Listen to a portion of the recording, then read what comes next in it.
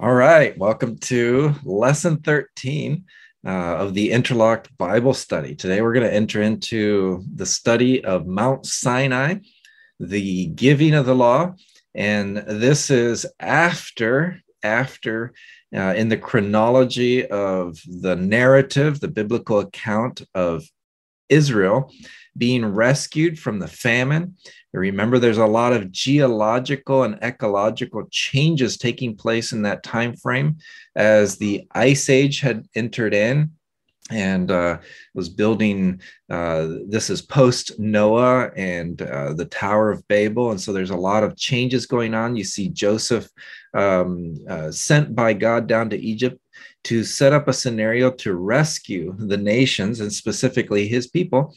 And they were very comfortable in that new land and they prospered. God sent them there for a purpose, as it was an ideal environment for their growth from a family group to a nation, to build a nation and to be a people and to be his people. So it turns into a very bad situation where a king, a pharaoh who did not know Joseph and what he did for the Egyptians and for the nations. It says he didn't know, but as you might recall, the Egyptians were very, very good at recording information and were highly advanced technologically in that sense. So it's what happens when a pharaoh willfully chooses ignorance and instead of studying history, looks at the here and now. And so consequently, he abused the people of Israel and held them as slaves, used their free labor to build cities and a name for himself and for the people of Israel. So here we have God's people in captivity, God's son. God calls Israel his son. And God doesn't want his people to live in slavery, but to be free to worship him, free to serve him. So God goes about, sets in motion a plan, and it's a plan that takes a lot of years to deliver. As you might recall, Moses and his birth was quite interesting as it was recorded, miraculous. You can see the hand of God in it as he was rescued from the death and murder by Pharaoh and his people, and was adopted by his daughter and raised in like an Egyptian as a member of the kingdom, a prince, for 40 years. And then he escapes for 40 years and lives in a desert in Midian. And so God is taking a lot of time to prepare for this event. And he's going to bring about his glory and his majesty, and his powers will be revealed to the Egyptians as well as to the Israelites.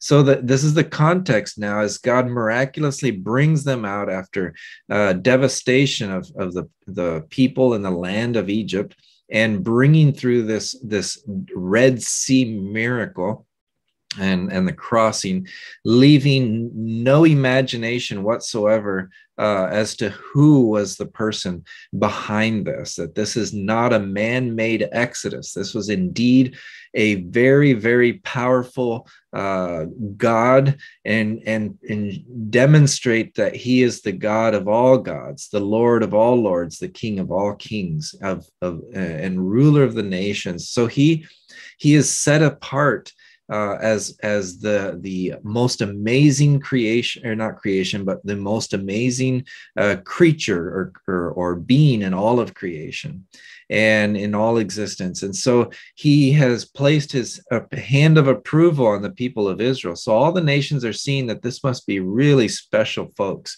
And he pulls them out and then begin their journey in the desert to worship him at the mountain.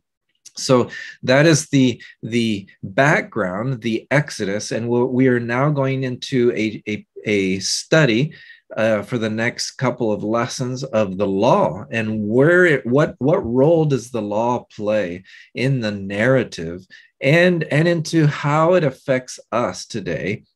So in our discussion, keep in mind how the law is pertinent to us, and be mindful that this was given to a specific people at a specific time with a specific contract in place.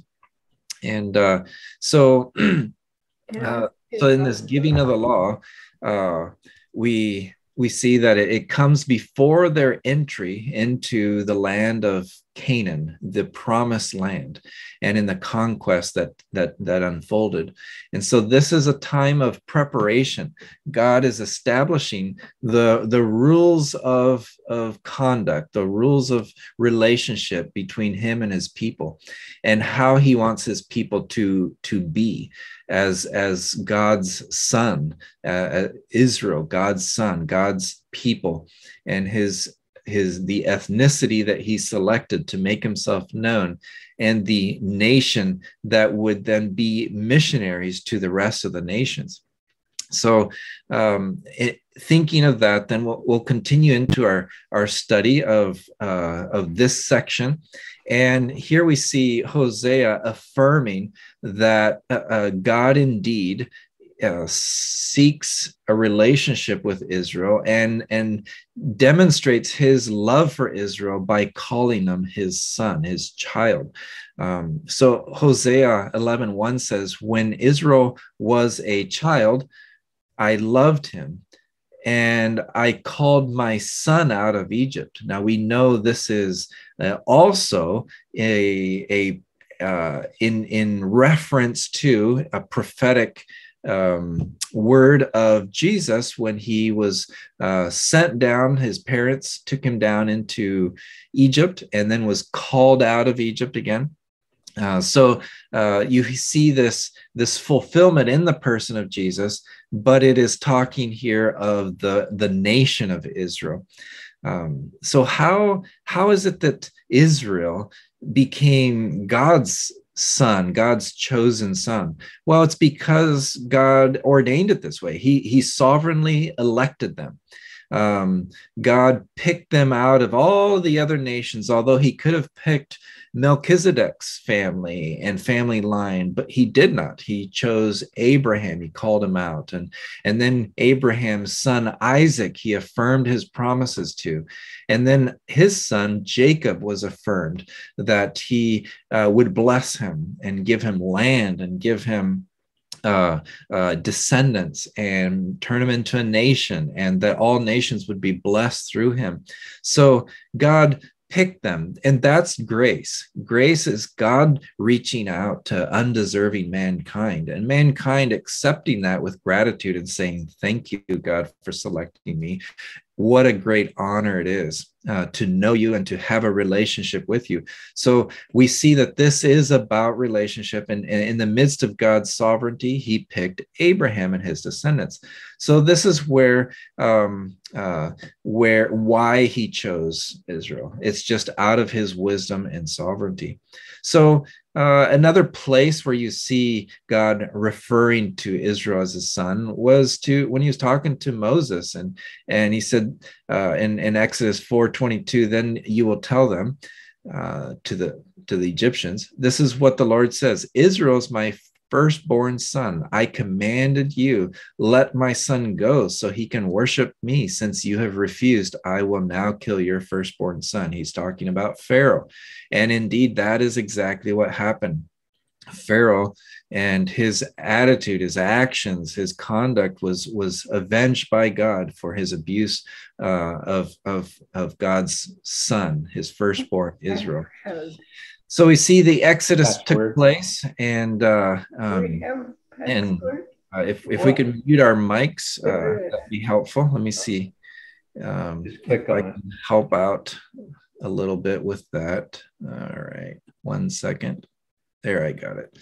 So we see the people exited, and this map brings what we would be called a theory of how the Exodus took place and where it took place. I'm in the process of actually looking through some of those the studies to see where it was in the Red Sea that Israel had crossed. But regardless of that, that's not the focus of our study today. Where our focus is the approach to Mount Sinai and God giving of the law. And so this giving of the law, this Exodus and the time after that, you see that it is a time where God is teaching Israel what it looks like to be in a father and son relationship, one that daddy can hang out with his son.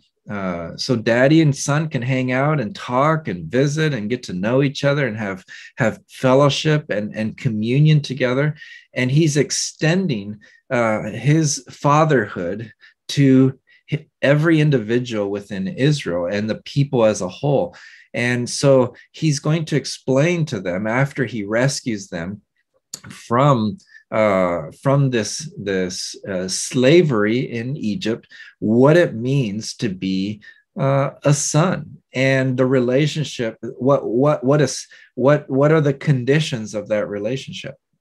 So what had to happen though before the giving of the law was that there was an establishment of salvation, or this father-son relationship, this redemption plan had to be set into motion. So the Passover is so key to us and to the people of Israel, because it brings to bear and brings to light that God first has to deal with faith issues, first has to deal with sin issues and issues of the heart. And Israel did indeed demonstrate faith by slaughtering, per God's instructions, an innocent lamb that would die in the place of the firstborn son. And so the firstborn son of all the Israelites were indeed spared through this imagery of a propitiation, a replacement of the firstborn son, the death of the firstborn, with the death of an innocent lamb animal, as we in detail spoke about in our last lesson. So based on that principle and the shedding of blood in the establishment of and sealing of this father-son relationship, it's after that where God then communicates to Israel his holiness and his character, and will speak of how this father-son relationship is to work through the giving of the law, the 10 commandments. Now, these commandments were not limited to just 10. There are actually 613 laws. 613 laws total that God gave the Israelites through the Torah, the 5 books of the Bible. Through you see some in Exodus, Leviticus, etc., and you see a total.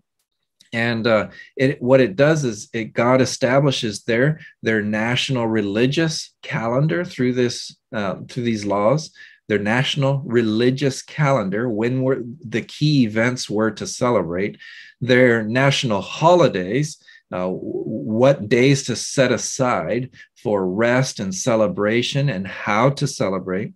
He gave instructions for worship, very detailed instructions, how worship is to be conducted of Yahweh, of Jehovah.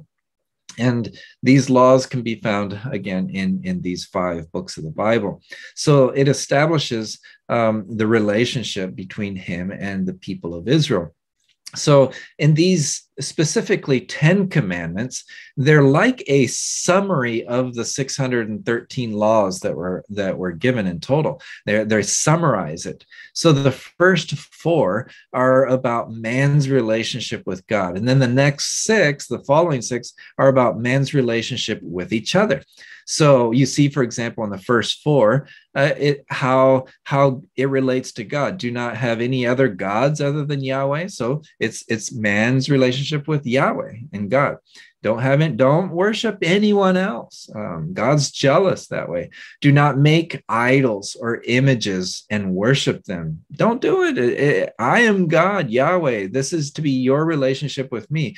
Let's just say I have a son who rejects me as his biological father, and his father who loves him, he rejects me, and he goes to my neighbor's house and says, I really want to be your son. You're so much cooler of a father. You let me do whatever I want. You give me candy. I get to watch TV all day. I want you, next door neighbor, to be my father.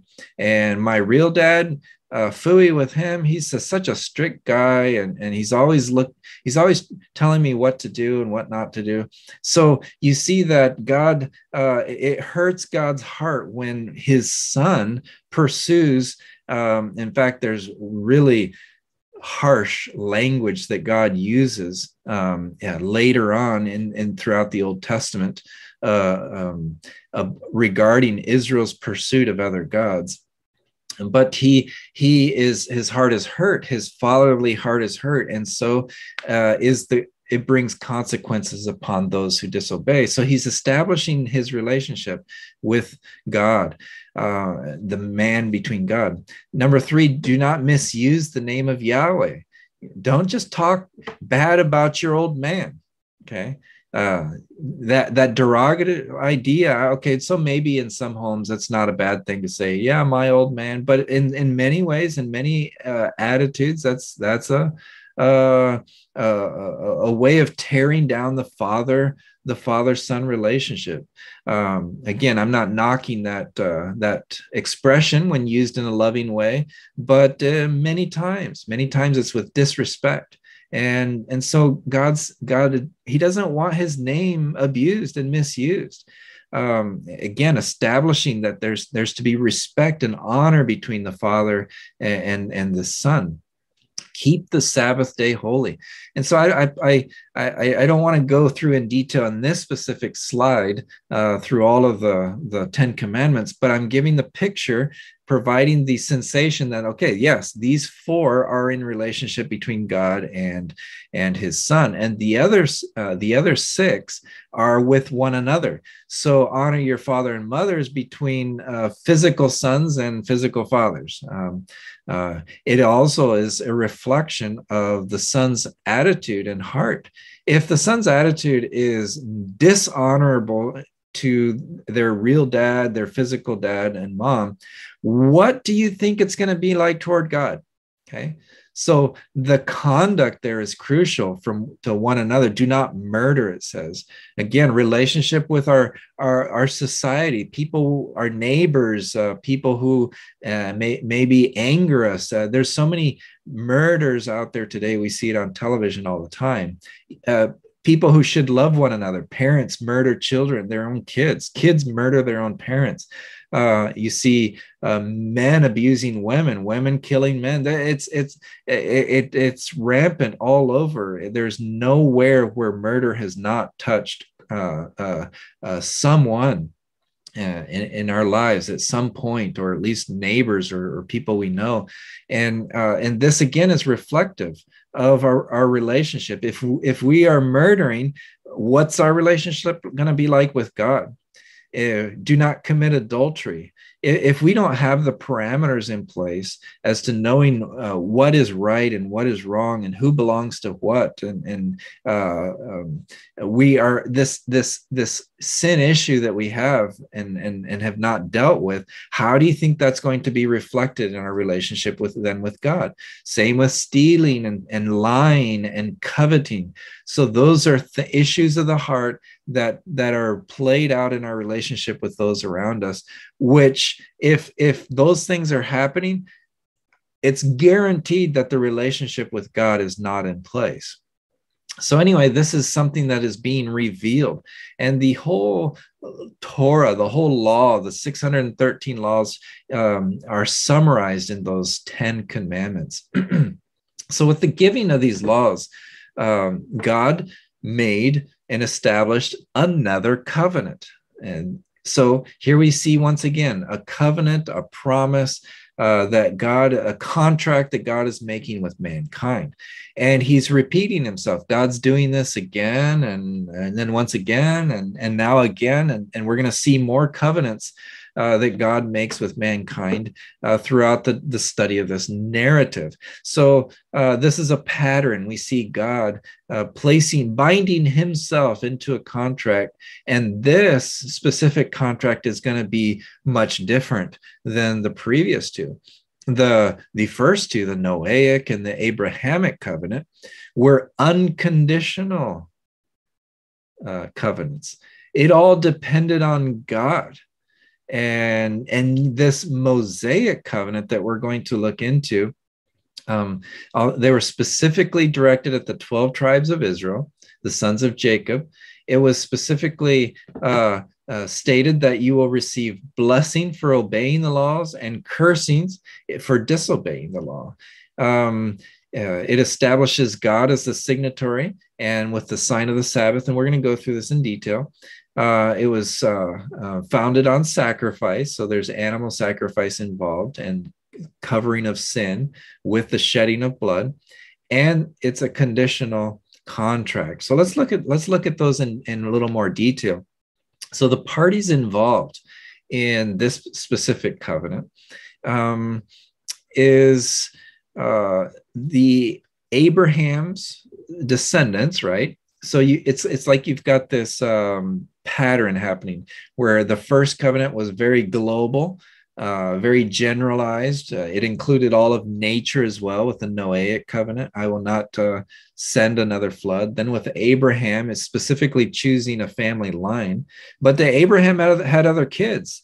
You recall, and is today very much an issue and point of tension is between the descendants of Isaac and the descendants of Ishmael. So Ishmael and the Arabic nations point toward Muhammad as their prophet and all descendants from Abraham, yet through the line of Ishmael. So we see this is the division of the contracts here. God clearly establishes it through the biblical narrative that his covenant is with Isaac and through Jacob, specifically Jacob's 12 sons now, not one of Isaac's kids like Esau, no, specifically Jacob and his 12 sons, the tribes of Israel. So it was narrowed down to a focused group of people. What is involved in the promises that God is making from them? So in these covenants, on the Noahic and Abrahamic side, it is focused on what God is going to do for mankind, what he establishes. So it's not contingent on man's behavior, how he acts. So Abraham could have, and this wasn't something God condoned, but he could have had multiple wives, and that would not affect his God fulfilling his promise to him. Now, God preserved the line of his promise through Isaac.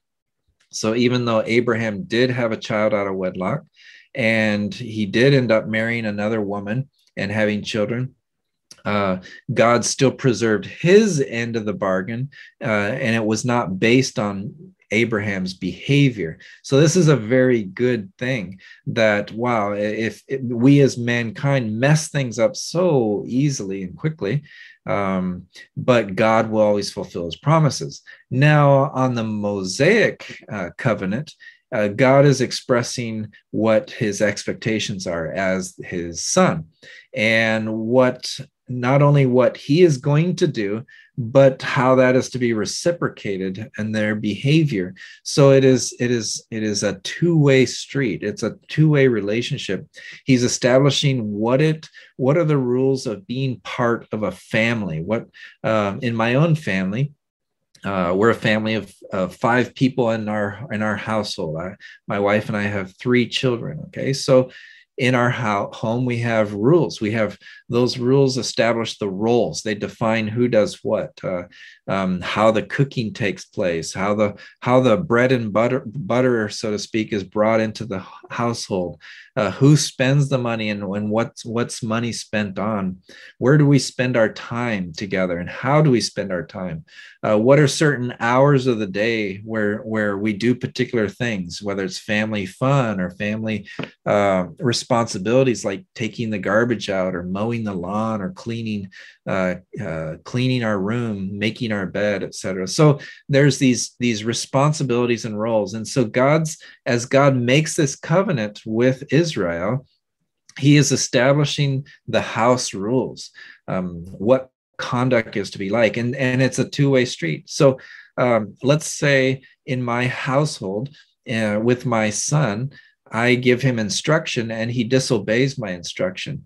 Do you think my household will function very well, or will it become chaotic when my son disobeys? Let's say he's the one that's supposed to take out the garbage and then he refuses to.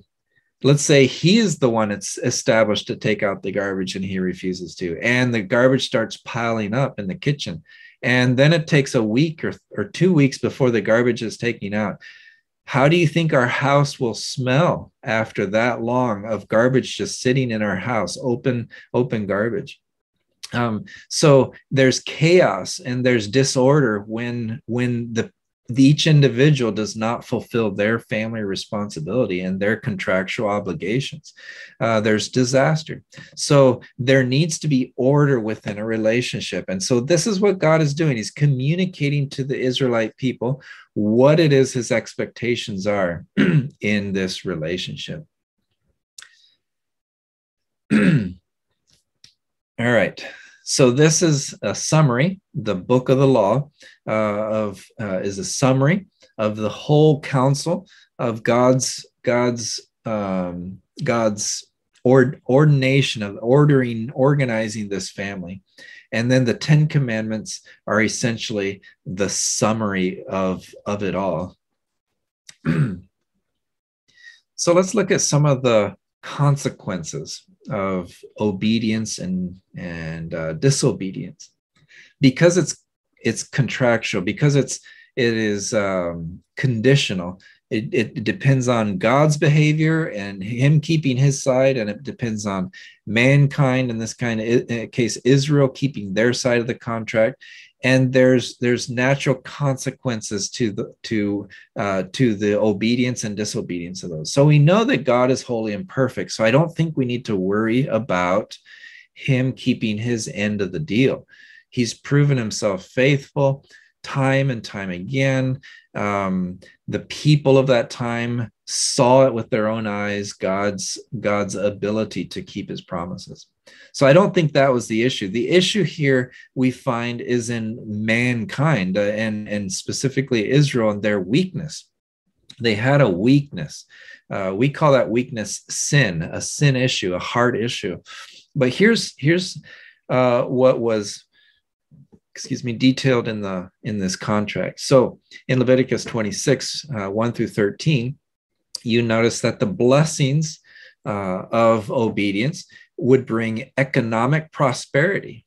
Okay. Have you ever heard of the prosperity gospel preached for us today?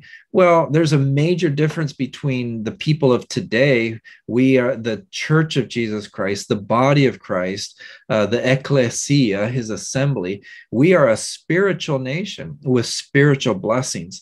And so God doesn't give us the same contractual responsibilities as he gave to Israel, where we will have economic prosperity, good weather, and cooperation in nature, or cooperative nature to bring about huge watermelons when we plant them and massive pumpkins when we plant them. Okay, does God bless and maybe even in a supernatural way, believers and Christians today? Yes, absolutely, he does. But it's not a part of our contract. Our contract today is a spiritual one. But with Israel, it was physical. It was they were a physical nation with physical blessings. So economic prosperity was indeed a crucial part of their blessing. And they would also have military success and then peace around their borders. They would have large population growth and would prosper numerically as a nation. God's continued presence would be with them, his Shekinah glory, and we can talk about that later throughout the tabernacle study. But his glory would dwell among them as a nation, as a blessing, his presence.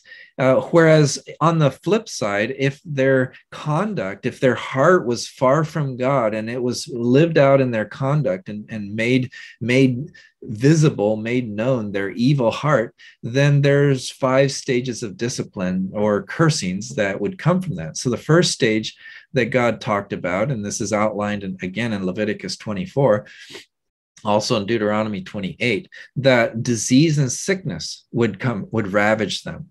That is physical and psychological. Military defeat would come upon them. Economic disasters. The second stage would be famines. The third stage would be death of children and livestock, population decrease. Stage 4 is starvation, epidemic, crushing military defeat. So it just keeps getting worse and worse and worse the further their hearts are from God and unrepentant. The 5th stage is cannibalism. We actually have record of Israelites, Jewish people, in extreme circumstances being hemmed in by foreign armies into a little city where cannibalism became a practice. A mother would eat her own child. So we're not talking about small consequences. We're talking about devastating consequences for not keeping the relationship with God, the Father.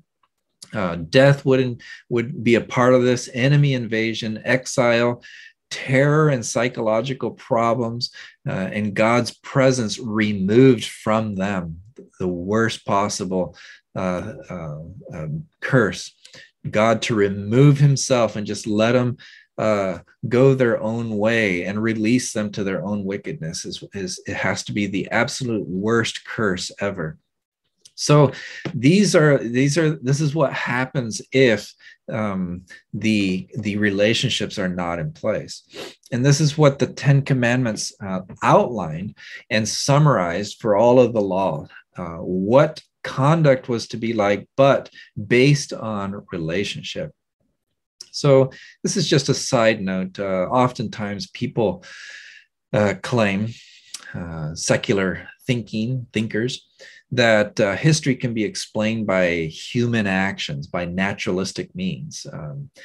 They say that history has no connection to any particular God or higher being, that things just happen because they happen. There are a series of natural events. So often historians will explain with political and economic or social geographical reasonings as to why things are happening. So if nation A did something, and then and the nation B reacted in such and such way, like World War I and II, etc.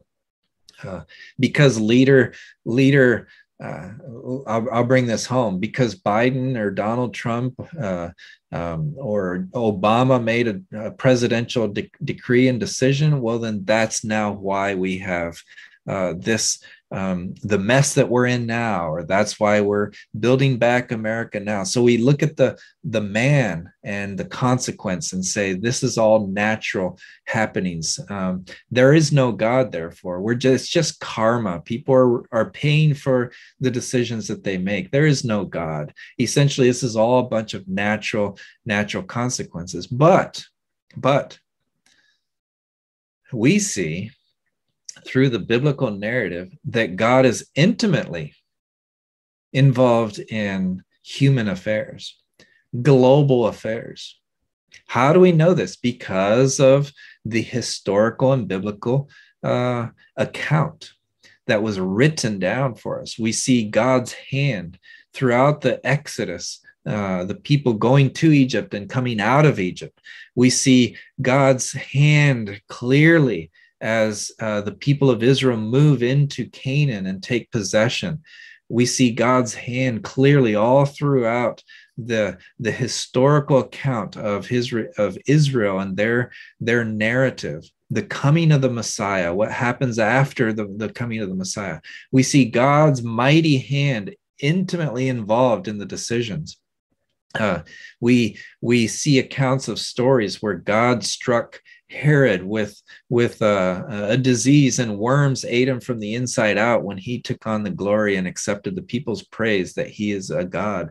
So you see, things do indeed happen in a natural way, where political leaders rise up to lead the United States or to lead European nations or African nations, and that there are indeed consequences from those decisions. But you also see that God is orchestrating in behind the scenes, bringing about his purposes.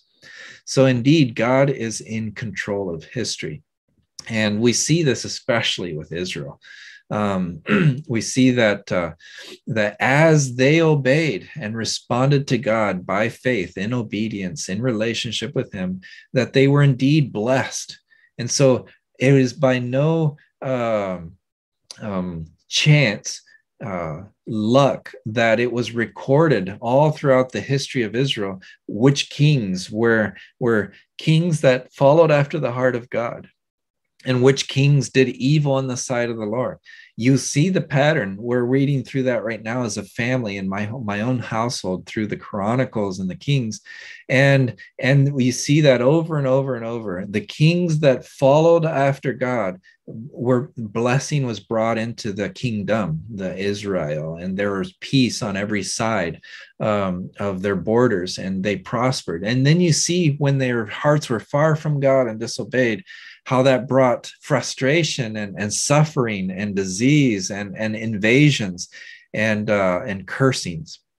So the historical account of Israel is so important for us to understand and to know, because it has direct application for us today, in that if we walk with God today, there is a condition for us, even though we are not a physical nation with physical blessings per se, we have indeed these elements that we bring from Israel, because we are in God's relationship with God today as his ecclesia, his church, his body.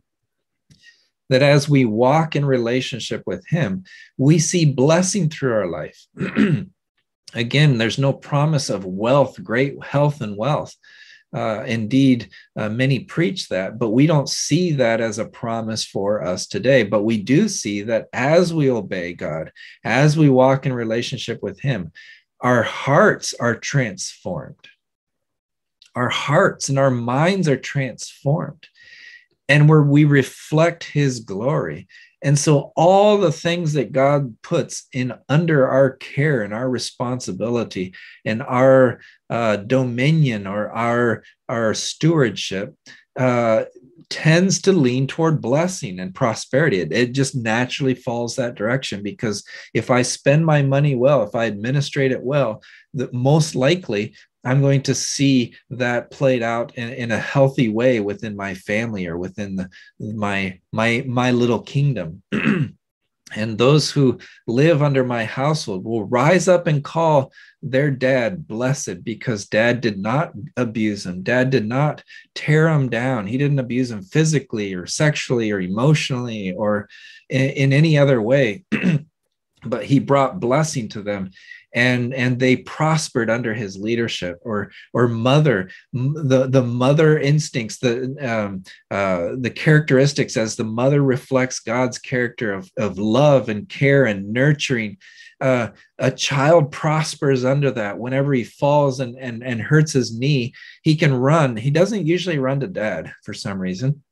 He runs to mom, and mom embraces the child and wipes away the blood off of his knee and tends to him. This is what happens. There's blessing within the house under people who walk in him. And so that's a natural consequence for us today. And so Israel is a picture of that. It's a picture of what we have today. But the people of Israel were very physical, very, very much a country, a nation, a political group. And therefore, you could see there's visible consequences as they were either obedient or disobedient. So let's continue on. Israel is Yahweh's mouthpiece to the world. So as part of Yahweh's plan is to use Israel as his voice, as his mouthpiece, his message to the world, revealing himself, who he is, what he's like, how he plans to save the world. We saw in an earlier lesson that God told Abraham and Abraham and his descendants would be the ones to preserve history and truth, and that they had to take his word to the world. So Israel was supposed to be a witness to Yahweh. They're supposed to be a witness. So how could Israel be a witness to pagan nations and pagan cultures if they themselves were pagan? If their own conduct was a mess and chaotic and disorderly, and they worship other gods, and they did not preserve the relationship between one man and one woman, and be a picture of the family unit and the clan unit, where you had the head of clans, and he brought order into his clan and his people and his tribe.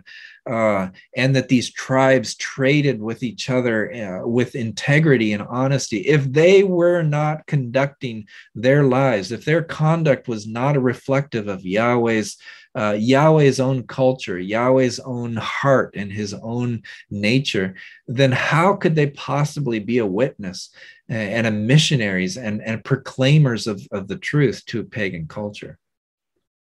They just couldn't. And it's the same for us today. God's called us to live separately and to be a witness, much like it says here to Exodus, in Exodus 19, of being a holy nation of priests. It says, then Moses climbed to the mountain to appear before God. The Lord called to him from the mountain and said, give these instructions to the family of Jacob. Announce it to the descendants of Israel. You have seen what I did to the Egyptians. You know I carried you on eagle's wings and brought you to myself. Now, here's the condition, if you will obey me and keep my covenant, you will be my own special treasure from among all the nations of the earth, for all the earth belongs to me. Okay, don't forget that. Yes, Satan is at work. Lucifer and his angels and demons are working hard to mess things up big time and frustrate God's plans. But don't forget that this earth belongs to God, and the heavens and everything in it. Verse 6, and you will be my kingdom of priests, my holy nation. What are priests? Priests are intercessors. They are go-betweens. They're like lawyers. They advocate. And so this people, Israel, this kingdom of people, were to be advocates and go-betweens between God and the pagan nations. And they were to be a holy nation. Holy means to be set apart. Not like the nations and mixing in with the nations, but to be set apart as holy, and to reflect God and his character and his nature. It says here, this is the message you must give to the people of Israel, he's telling Moses.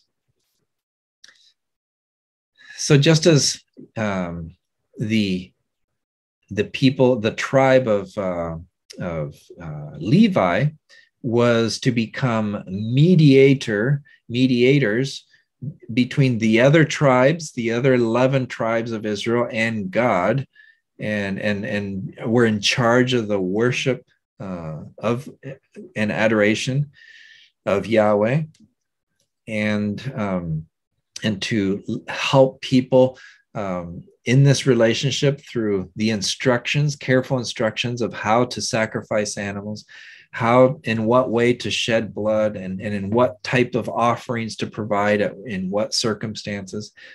Just like the Levites were intercessors for their own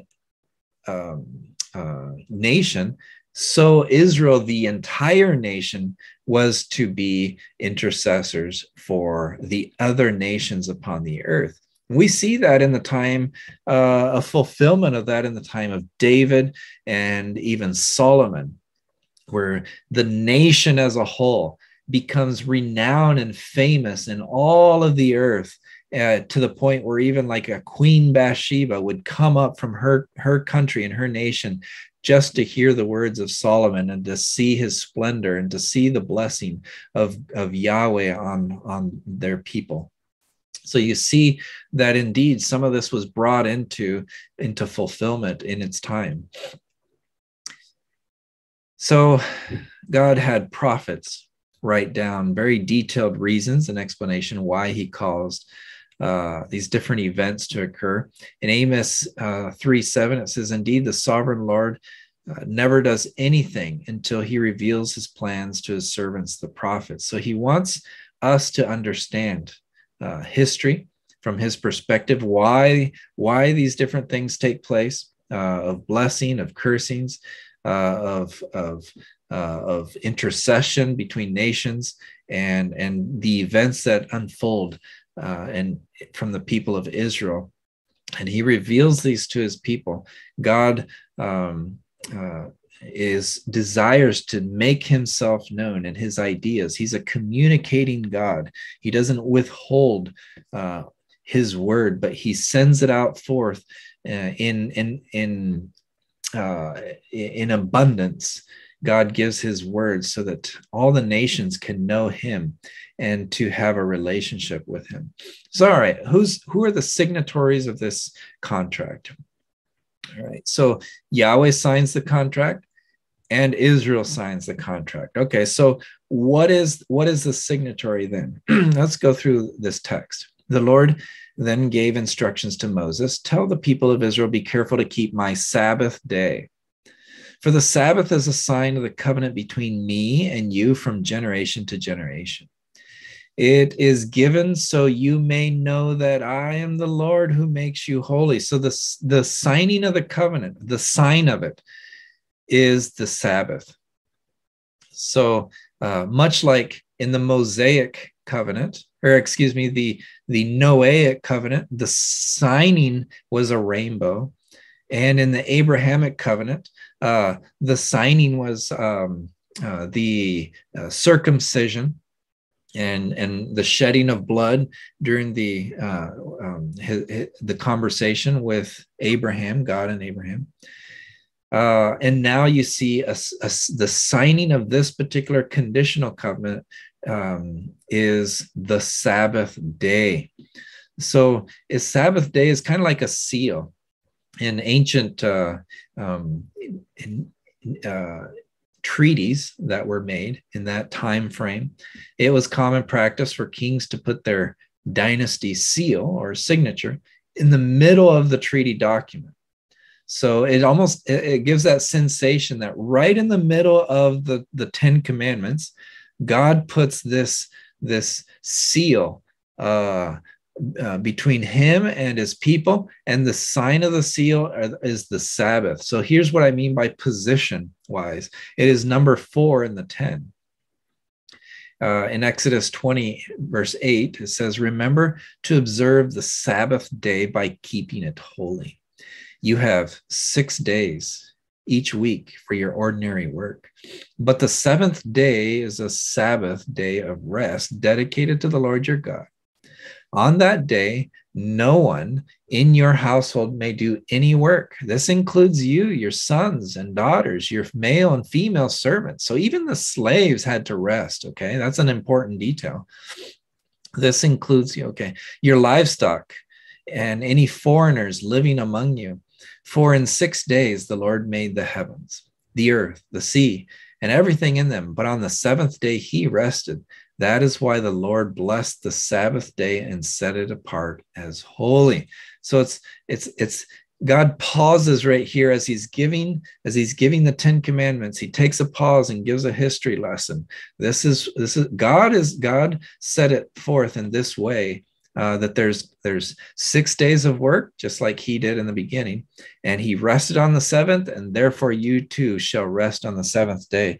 If you notice, you will see that this 7-day calendar has affected mankind since the beginning of time, and it's God's way of demonstrating his sovereignty.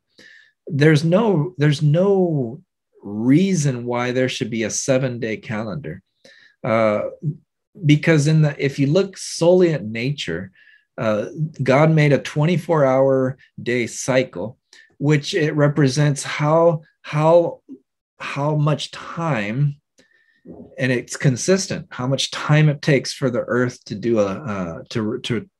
a turn, to revolve, to twist over, to turn.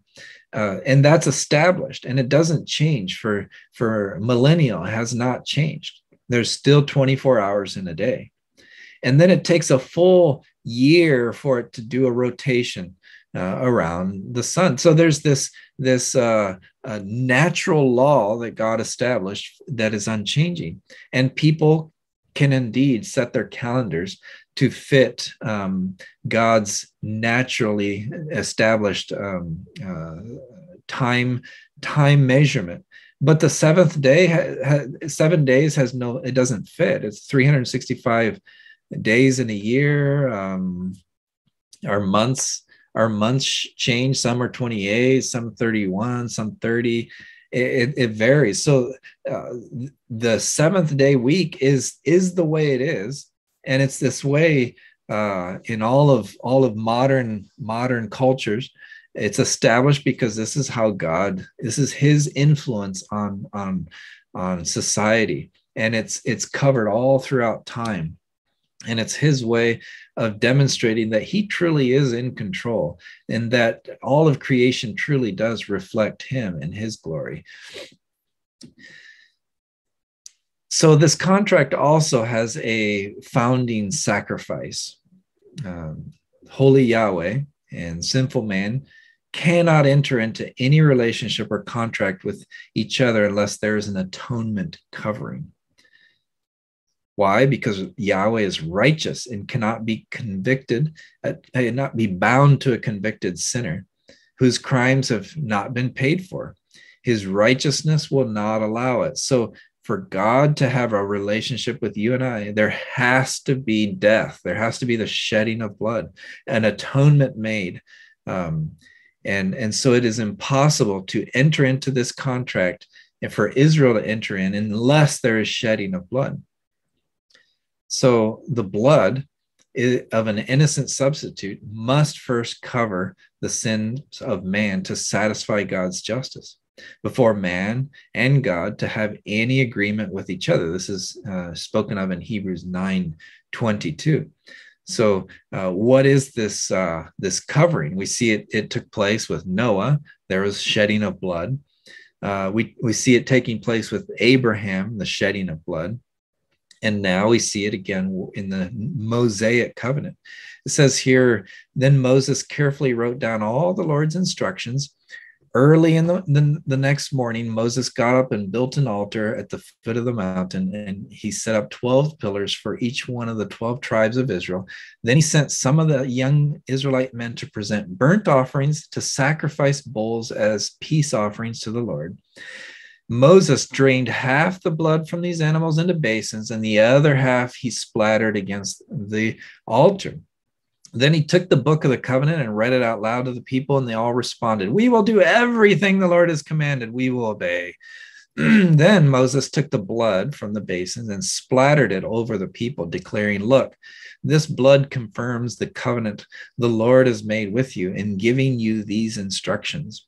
Wow. I'm just trying to make this thing practical, but can you imagine Moses splattering over 2 million people? I'm guessing this is a very long and tedious ceremony, but and enough animals had to die that blood was splattered on everyone. So here they did, they jumped in and said, "Yep, we're going to do this, and we'll do our part. God, you saved us from this mighty Pharaoh and wicked Egypt, and you showed yourself strong. Of course, we're going to follow this contract, and we will do our part." It's a conditional contract. So I'm going to conclude with this next thought, and then we'll save the rest for part 2 of this lesson. But it's the reason God gave the Israelites this law was for obeying this law was gratitude. So gratitude, thanksgiving, a flowing up of appreciation for God, their Father, the relationship that's been established, the salvation of their firstborn from the Passover, flowed into how they were to respond to this new covenant, the law. So the law wasn't established as just this cold book of rules, what you don't do and what you do, and for grumpy people to rule over the land. No, this is a relational law. In Exodus 20, it says, "I am the Lord your God who rescued you from the land of Egypt, the place of your slavery. You must not have any other God but me." So again, God's appealing on the basis of relationship here. This is what I did for you. This is how far I've gone out for you. I've stuck my neck out for you. I'm demonstrating myself as strong and faithful and fulfilling my promises. Therefore, don't have any other God but me. If I provided everything my kids needed, why in the world would they go and look for another dad?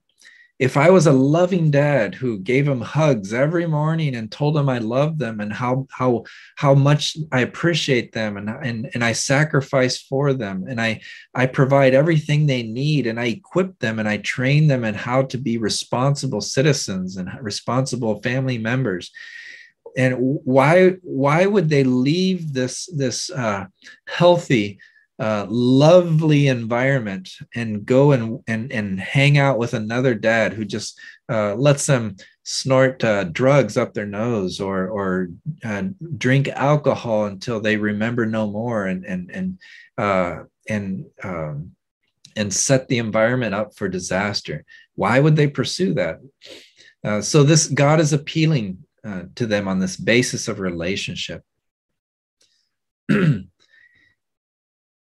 In Deuteronomy 4:37, it says, "And because he loved your fathers and chose their offspring after them and brought you out of Egypt with his own presence, by his great power, driving out before you nations greater and mightier than you, to bring you in, to give you their land for an inheritance, as it is this day. Know therefore today, lay it to your heart that the Lord is God in heaven above and on earth beneath. There is no other. Therefore," okay, because of this, "you shall keep his statutes and his commandments." Okay, it's a relationship. It's reciprocal, "which I command you today, that it may go well with you and with your children after you, and that it may prolong your days in the land that the Lord your God is giving you for all time." So God's law wasn't established as as just this cold rule book. You can't do this, you can't do that. I really want to do this, but I can't do anything because this God is so strict. Yeah, it's not like that. The commands that God provided through the 10 commandments and the laws were set in motion, were set in place as a protection, as a reflection of God's own character. It brought order, it brought blessing. In fact, if you completely took God out of the picture and a pagan nation took on a lot of these laws as principles of their culture, they would find that there's some natural blessings from that. There wouldn't be any murder within that society. There would be no covetousness. So no one would want each other's cars or money. Everyone would respect each other's property. There would be no stealing. There would be no lying. Can you imagine a society that actually based their culture on God's law? So there's natural consequences to this. But God wasn't interested in just their behavior. He was interested in their heart, in their relationship with him. And to set him aside as their king, their Lord, their Savior, based on this relationship established by the Father. So we'll go into the second part of the study next week, and really appreciate the time together today.